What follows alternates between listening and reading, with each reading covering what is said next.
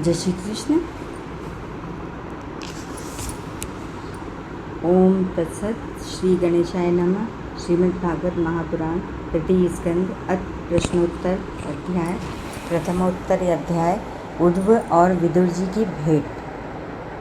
श्री सुखदेव जी ने कहा, परीक्षित, जो बात तुमने पूछी है वही पूर्व काल में अपने सुख समृद्धि से पूर्ण घर को छोड़कर वन में गए हुए विदुर जी ने भगवान मैत्रेय जी से पूछी थी। जब सर्वेश्वर भगवान श्री कृष्ण पांडवों के दूत बनकर गए थे, तब वे दुर्योधन के महलों को छोड़कर उसी विदुर जी के घर में उसे अपना ही समझकर बिना बुलाए चले गए थे। राजा परीक्षित ने पूछा, प्रभु, यह तो बताइए कि भगवान मैत्रेय के साथ विदुर जी का समागम कहाँ और किस समय हुआ था। पवित्रात्मा विदुर ने महात्मा मैत्रेय जी से कोई साधारण प्रश्न नहीं किया होगा, क्योंकि उसे तो मैत्रेय जी जैसे साधु शिरोमणि अभिनंदन पूर्वक उत्तर देकर महिमान्वित किया था। सूत जी कहते हैं, सर्वज्ञ सुखदेव जी ने राजा परीक्षित के इस प्रकार पूछने पर अति प्रसन्न होकर कहा, सुनो। श्री सुखदेव जी कहने लगे, परीक्षित, यह उन दिनों की बात है जब अंधे राजा धृतराष्ट्र ने अन्यायपूर्वक अपने दुष्ट पुत्रों का पालन पोषण करते हुए अपने छोटे भाई पांडु के अनाथ बालकों को लाक्षा भवन में भेजकर आग लगवा दी। जब उनकी पुत्रवधू और महाराज युधिष्ठिर की पटरानी द्रौपदी के केश दुशासन ने भरी सभा में खींचे, उस समय द्रौपदी की आंखों से आंसुओं की धारा बह चली और उस प्रवाह से उसके वक्ष स्थल पर लगा हुआ केसर भी बह चला, किंतु धृतराष्ट्र ने अपने पुत्र को उस कुकर्म से नहीं रोका। दुर्योधन ने सत्यपरायण और भोले भाले युधिष्ठिर का राज्य जुए में अन्याय से जीत लिया और उन्हें वन में निकाल दिया, किंतु वन से लौटने पर प्रतिज्ञानुसार जब उन्होंने अपना न्यायोचित पैतृक भाग मांगा, तब भी मोहवश उन्होंने उन अजातशत्रु युधिष्ठिर को उनका हिस्सा नहीं दिया। महाराज युधिष्ठिर के भेजने पर जब जगतगुरु भगवान श्री कृष्ण ने कौरवों की सभा में हित भरे सुमधुर वचन कहे, जो भीष्मादि सज्जनों को अमृत से लगे, पर गुरुराज ने उनके कथन को कुछ भी आदर नहीं दिया। देते कैसे, उनके तो सारे पुण्य नष्ट हो चुके थे। फिर जब सलाह के लिए विदुर जी को बुलाया गया, तब मंत्रियों में श्रेष्ठ विदुर जी ने राज्य भवन में जाकर बड़े भाई धृतराष्ट्र के पूछने पर उन्हें वह सम्मति दी जिसे नीति शास्त्र के जानने वाले पुरुष विदुर नीति कहते हैं। उन्होंने कहा, महाराज, आप अजातशत्रु महात्मा युधिष्ठिर को उनका हिस्सा दे दीजिए। वे आपके न सहने योग्य अपराध को भी सह रहे हैं। भीम रूप काले नाग से तो आप भी बहुत डरते हैं। देखिए, वह अपने छोटे भाई के सहित बदला लेने के लिए बड़े क्रोध से फुफकारे मार रहा है। आपको पता नहीं, भगवान श्री कृष्ण ने पांडवों को अपना लिया है। वे यदुवीरों के आराध्य देव इस समय अपनी राजधानी द्वारकापुरी में विराजमान है।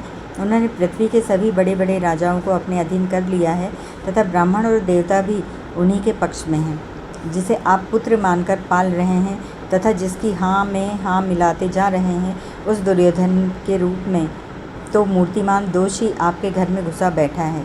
यह तो साक्षात भगवान श्री कृष्ण से द्वेष करने वाला है। इसी के कारण आप भगवान श्री कृष्ण से विमुख होकर श्रीहीन हो रहे हैं।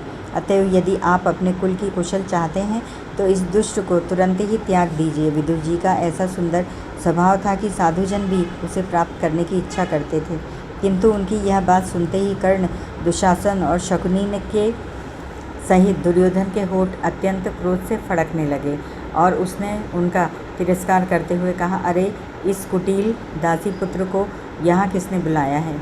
यह जिनके टुकड़े खा खा कर जीता है, उन्हीं के प्रतिकूल होकर शत्रु का काम बनाना चाहता है। इसके प्राण तो मत लो, तुरंत इसे हमारे नगर से तुरंत बाहर निकाल दो। भाई के सामने ही कानों में बाण के समान लगने वाले इन अत्यंत कठोर वचनों से मर्माहत होकर भी विदुर जी ने कुछ बुरा न माना और भगवान की माया को प्रबल समझकर अपना धनुष राजद्वार पर रख वे हस्तिनापुर से चल दिए। कौरवों को विदुर जैसे महात्मा बड़े पुण्य से प्राप्त हुए थे। वे हस्तिनापुर से चलकर पुण्य करने की इच्छा से भूमंडल में तीर्थ पाद भगवान के क्षेत्रों में विचरने लगे, जहाँ श्रीहरि, ब्रह्मा, रुद्र अनंत आदि अनेकों मूर्तियों के रूप में विराजमान हैं। जहाँ जहाँ भगवान की प्रतिमाओं से सुशोभित तीर्थ स्थान, नगर, पवित्र वन, पर्वत, निकुंज और निर्मल जल से भरे हुए नदी, सरोवर आदि थे, उन सभी स्थानों में वे अकेले ही विचरते रहे। वे अवधूत वेश में स्वच्छंदतापूर्वक पृथ्वी पर विचरते थे, जिससे आत्मीय जन उन्हें पहचान न सके।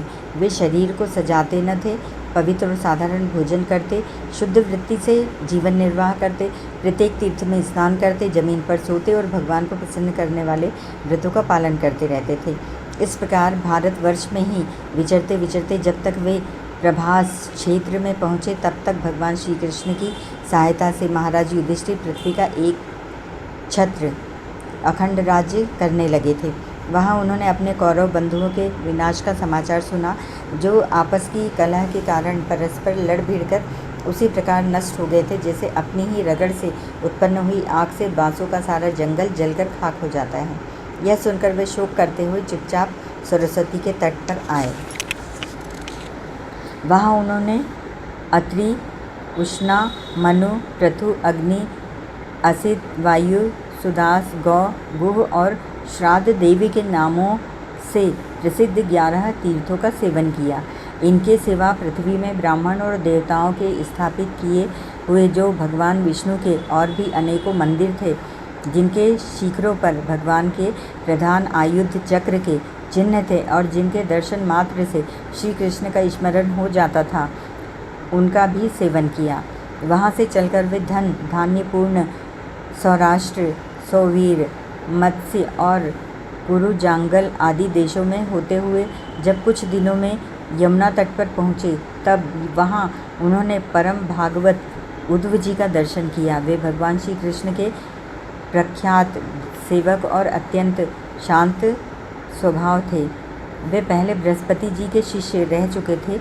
विदुर जी ने उन्हें देखकर प्रेम से गाढ़ आलिंगन किया और उनसे अपने आराध्य भगवान श्री कृष्ण और उनके आश्रित अपने स्वजनों का कुशल समाचार पूछा। विदुर जी कहने लगे, उद्धव जी, पुराण पुरुष बलराम जी और श्री कृष्ण ने अपने ही नाभि कमल से उत्पन्न हुए ब्रह्मा जी की प्रार्थना से इस जगत में अवतार लिया है। वे पृथ्वी का भार उतारकर सबको आनंद देते हैं। अब श्री सुखदेव जी के घर कुशल से रह रहे हैं। न प्रियवर, हम कुरुवंशियों के परम सुहृद और पूज्य वसुदेव जी, जो पिता के समान आदर पूर्वक अपनी कुंती आदि बहनों को उनके स्वामियों का संतोष कराते हुए उनकी सभी मनचाही वस्तुएं देते आए हैं, आनंद पूर्वक है न? प्यारे उद्धव जी, यादवों के सेनापति वीरवर प्रद्युम्न जी तो प्रसन्न है न, जो पूर्व जन्म में कामदेव थे तथा जिन्हें देवी रुक्मणी जी ने ब्राह्मणों की आराधना करके भगवान से प्राप्त किया था। सात्वत, वृष्णि भोजन और दाशार्ह वंशी यादवों के अधिपति महाराज उग्रसेन तो सुख से है न, जिन्होंने राज्य पाने की आशा का सर्वथा परित्याग कर दिया था, किंतु कमलनयन भगवान श्री कृष्ण ने जिन्हें फिर से राज सिंहासन पर बिठाया। सौम्य, अपने पिता श्री कृष्ण के समान समस्त रथियों में अग्रगण्य श्री कृष्ण तनय सांब सकुशल तो है न? ये पहले पार्वती जी के द्वारा गर्भ में धारण किए हुए स्वामी कार्तिकीय हैं।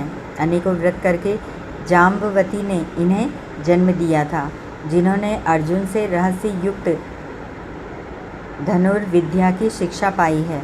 वे सात्यकी तो कुशलपूर्वक हैं। वे भगवान श्री कृष्ण की सेवा से अनायास ही भगवत जनों की उस महान स्थिति पर पहुंच गए हैं, जो बड़े बड़े योगियों को भी दुर्लभ है। भगवान के शरणागत निर्मल भक्त बुद्धिमान अक्रूर जी भी प्रसन्न है न, जो श्री कृष्ण के चरणा चिन्हों से अंकित ब्रज के मार्ग की रज में प्रेम से अधीर होकर लौटने लगे थे। भोजवंशी देवकी पुत्री देवकी जी अच्छी तरह है न, जो देव माता अदिति के समान ही साक्षात विष्णु भगवान की माता है। जैसे वेद त्रयी यज्ञ विस्तार रूप अर्थ को अपने मंत्रों में धारण किए रहती हैं, उसी प्रकार उन्होंने भगवान श्री कृष्ण को अपने गर्भ में धारण किया था। आप भक्तजनों की कामनाएं पूर्ण करने वाले भगवान अनिरुद्ध जी सुखपूर्वक है न, जिन्हें शास्त्र वेदों के अधिकारण और अंतःकरण चतुष्ट के चौथे अंश मन के अधिष्ठाता बतलाते हैं। चित्त, अहंकार, बुद्धि और मन ये अंतःकरण के 4 अंश हैं। इनके अधिष्ठाता क्रमशः वसुदेव, संकर्षण, प्रद्युम्न और अनिरुद्ध हैं। सौम्य स्वभाव उद्धव जी अपने हृदयेश्वर भगवान श्री कृष्ण का अनन्य भाव से अनुसरण करने वाले जो हदिक, सत्यभामान, नंदन, चारु, देष्ण और गद आदि अन्य भगवान के पुत्र हैं, वे सब भी कुशल पूर्वक हैं न। महाराज युधिष्ठिर अपनी अर्जुन और श्री कृष्ण रूप दोनों भुजाओं की सहायता से धर्म मर्यादा का न्यायपूर्वक पालन करते हैं न। मैं दानव की बनाई हुई सभा में इनके राज्य वैभव और दबदबे को देखकर दुर्योधन को बड़ा डाह हुआ था।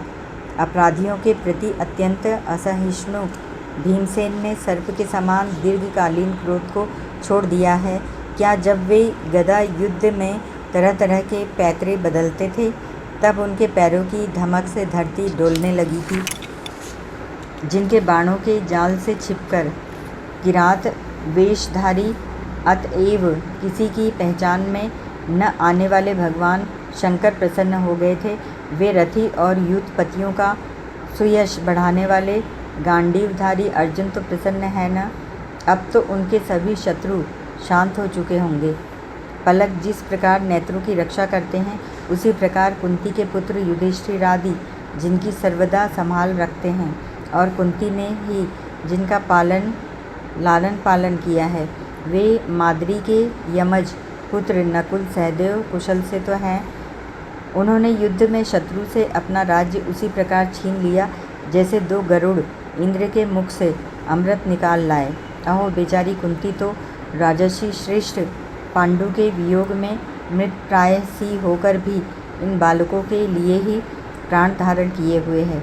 रथियों में श्रेष्ठ महाराज पांडु ऐसे अनुपम वीर थे कि उन्होंने केवल एक धनुष लेकर ही अकेले चारों दिशाओं को जीत लिया था।